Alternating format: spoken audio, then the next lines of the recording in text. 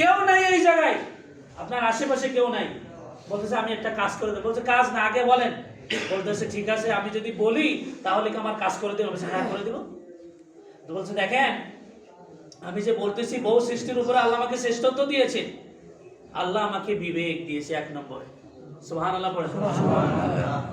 বহু মানুষের বিবেক আছে, তার বিবেক কাজ করে না, সে বিবেককে কাজে লাগাতে পারে না।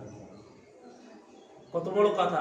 1 নম্বরে বলেছেন কি, আল্লাহ আমাকে বিবেক দিয়েছে, চোখ দেয়নি, হাত কাটা, আমার পাশে কেউ নাই, আমার বংশের লোক সব আমাকে ছেড়ে চলে গেছে, আমার সাথে কেউ থাকার বসবাসের উপযোগী না, তাই আমাকে একা ছেড়ে দিয়েছে। আমার সাথে কেউ, যেমন ভাবে আইয়ুব আলাইহিস সালামের সাথে কেউ বসবাস করতো না অসুস্থ হওয়ার পরে, সবাই তাকে তিনি জঙ্গলে চলে গিয়েছিলেন, শুধু তার স্ত্রী ছিল, কেউ তার সাথে বসবাস করতো না। বলতেছে আমার তো বিবেক দিয়েছে আল্লাহ, আর আমার বিবেক সুস্থ আছে। সুবহানাল্লাহ। এরপরে বলতেছে শোনেন, আল্লাহ আমাকে শ্রবণ শক্তি দিয়েছে, কান, আমি কান দিয়ে শুনতে পাই, মানুষের কথা শুনতে পাই, আওয়াজ শুনতে পাই। এরপরে বলতেছে আমাকে আল্লাহ কথা বলার শক্তি দিয়েছে। সুবহানাল্লাহ পড়ে। আল্লাহ আমাকে কথা বলার শক্তি দিয়েছে, আমি এই মুখ দিয়ে আল্লাহ সুবহানাহু ওয়া তাআলার জিকির করি, আল্লাহর জিকির করি, প্রশংসা করি, তাহমিদ আদায় করি, তাহলিল করি। বহু মানুষের মুখ আছে কিন্তু সে আল্লাহর জিকির আদায় করতে পারে না। চতুর্থ বলতেছেন আল্লাহ আমাকে মুসলমান বানিয়েছে। সুবহানাল্লাহ পড়ে। অন্ধ, হাত কাটা, জীর্ণ শীর্ণ মরুভূমিতে বসে আছে, কেউ পাশে নাই। ওই আলেম অবাক হয়ে যাচ্ছে, কিভাবে তিনি বলতেছেন আল্লাহ আমাকে শ্রেষ্ঠত্ব দান করেছে। বলতেছে আল্লাহ কি আমাকে মুসলমান বানায়নি? বহু মানুষ তো ইহুদি খ্রিস্টান অগ্নি পূজা করে ধ্বংস হয়ে যাচ্ছে, শিরিক করে ধ্বংস হয়ে যাচ্ছে, আল্লাহ তো আমাকে মুসলমান বানিয়েছে।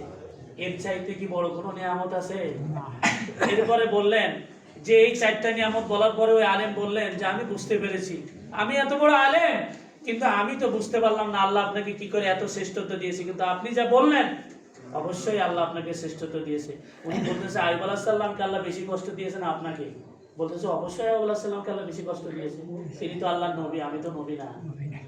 তিনি যার সাথে কথা বলতেছে তিনি কিন্তু চেনেন, এবং বলতেছে আমার একটা গোলাম ছিল, আমার বংশের একটা বাচ্চা ছিল যে আমার খাবারটা এনে দিত, কালকে সন্ধ্যের সময় গেছে, এখনো ফেরেনি, আপনি কিন্তু দেখবেন।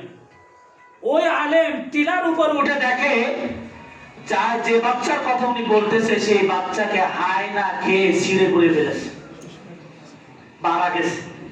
একটা মাত্র তার বংশের নাতিপোতা ছিল যার খেদমত করতো, সেও মারা গেছে। ওই আলেম চিন্তা করতেছে এই কথা আমি এই লোককে বলবো কিভাবে, কারণ ওনার তো আর কেউ নাই। উনি বলতেছে আমার দেখাশোনা করতো, আমার একটু খাবার এনে দিত, আমার বংশের একটা মাত্র সন্তান ছিল, আপনি একটু দেখেন ও হারাই গেছে। টিলার উপর উঠে দেখে তারে হায়নায় ছিন্ন ভিন্ন। আব্দুল্লাহ ইবনে মুহাম্মদ চিন্তা করলেন কিভাবে আমি এই মুরব্বীর, অন্ধ, হাত কাটা, চলতে পারে না, অসুস্থ ব্যক্তিকে বলবো যে তোমার শেষ সম্বল আল্লাহ নিয়ে গেছে, শেষ সম্বল আল্লাহ নিয়ে গেছে। এবার আবার ফিরে আসলেন, পার আওয়াজ শুনে বলতেছে আমার সেই বালকটার কি অবস্থা? উনি বলতেছে আপনার ওই বালকরে আল্লাহ নিয়ে গেছে, কারণ উনি তো আল্লাহ তাহমিদ করতেছে, উনি তো আল্লাহ প্রশংসা করতেছে। উনি ওইটা শুনে একটা চিৎকার দিয়ে উনি দুনিয়া থেকে বিদায় হয়ে গেছে। এবার উনি চিন্তা করলেন এই লোক তো মারা গেল, এখন দাফন কাফনের ব্যবস্থা কে করবে? কেউ তো নাই। উনি তখন দৌড়দৌড়ি করলেন যে কাউকে পাওয়া যায় কিনা। দেখলেন 3জন ব্যক্তি ওই রাস্তাতে যাচ্ছে, বললেন শোনো একটু নেকির কাজ আছে, করবা?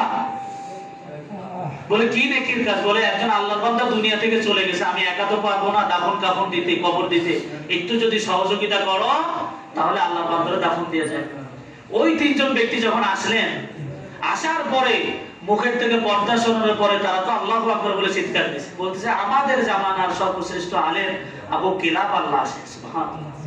আল্লাহ কত পরীক্ষা দিয়েছে, আপনি চিন্তা করেছেন আপনি কত ভালো আছেন, কত পরীক্ষা দিয়েছে আল্লাহ।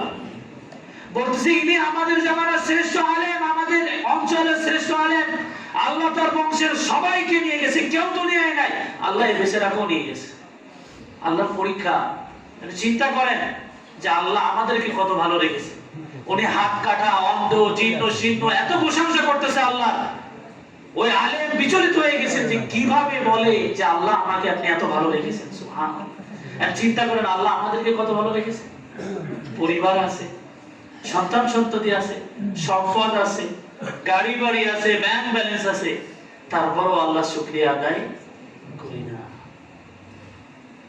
বাবা এইবার স্বপ্ন দেখলেন মাটি দেওয়ার পরে, উনি যখন মদিনায় চলে গেলেন, আব্দুল্লাহ ইবনে মুহাম্মদ তিনি স্বপ্ন দেখলেন। স্বপ্ন দেখতেছেন মুরব্বির চোখ ভালো হয়ে গেছে, মুরব্বির হাত ভালো হয়ে গেছে। তিনি জিজ্ঞাসা করতেছেন, বলতেছেন আমি ধৈর্য ধারণ করার কারণে আল্লাহ আমাকে জান্নাত দিয়ে দিয়েছে। সুবহানাল্লাহ। আল্লাহ কি দিয়েছে? জান্নাত দিয়েছে। ওই যে সবর করেছে, আল্লাহ একটু পরীক্ষা করলে আপনার নিরাশ হয়ে যায়। হ্যাঁ, আইয়ুব আলাইহিস সালামকে আল্লাহ পরীক্ষা করেছিলেন। আইয়ুব আলাইহিস সালামের কওমের লোকরা বলেছিল আইয়ুব এমন কোন গুনাহ করেছে যা আমরা জানি না। উনি অনেক কষ্ট পেয়েছিলেন। আইয়ুব আলাইহিস সালাম ওই দিন দোয়া করেছিলেন আল্লাহর কাছে, আল্লাহ আমার কওমের লোক বলতেছে হয়তো আইয়ুব এমন কোন গুনাহ করেছে আমরা জানি না। আল্লাহ পরীক্ষা করলে কি শুধু গুনাহ করতে হয়? না। আল্লাহ তো বলেছেন আমি পরীক্ষা করব, আনাবলুয়ান্নাকুম বিশাইইন মিনাল খাউফি ওয়াল জুই ওয়া নাকসিম মিনাল আমওয়াল। আল্লাহ তো পরীক্ষা করবেন, ধন সম্পদ দিয়ে, ভয় দিয়ে, স্ত্রী পরিজন দিয়ে পরীক্ষা করবেন। দেখি বান্দা শিরিক করে কিনা, দেখি বান্দা আমাকে ভুলে যায় কিনা। একটা মাস সিয়াম সাধনা পালন করলাম, সিয়াম পালন করলাম, যে তাকওয়া যে ঈমান বৃদ্ধি হয়েছে তার এক নম্বরে হচ্ছে আল্লাহর সাথে শিরিক করা যাবে না। কি করা যাবে না? শিরিক করা যাবে না। আল্লাহ ছাড়া কারোর কাছে চাওয়া যাবে না। আল্লাহ ছাড়া কারোর কাছে যাবে না। যে নামাজে বলেন ইয়াকা না'বুদু ওয়া ইয়াকা নাস্তাঈন। আল্লাহ ছাড়া কারোর কাছে চাওয়া যাবে না। এক নম্বরে শিরিক করা যাবে না। শিরিক করলে আল্লাহ সেই বান্দাকে ক্ষমা করবেন না। ওয়াল্লাহি শিরিক করলে আল্লাহ আপনাকে ক্ষমা করবে না। এইজন্য শিরিক করা যাবে না। জীবনে যত কষ্ট হোক শিরিক করা যাবে না। হাত দেখানো যাবে না, ভবিষ্যৎ জানার চেষ্টা করা যাবে না, তাবিজ তোমার নেওয়া যাবে না, গাছে সুতা বাঁধা যাবে না, গাছের কাছে কিছু চাওয়া যাবে না, গাজীপুরে যায় মান্নত করা যাবে না, বাগেরহাটে যায় মান্নত করা যাবে না। এগুলো সব শিরিক।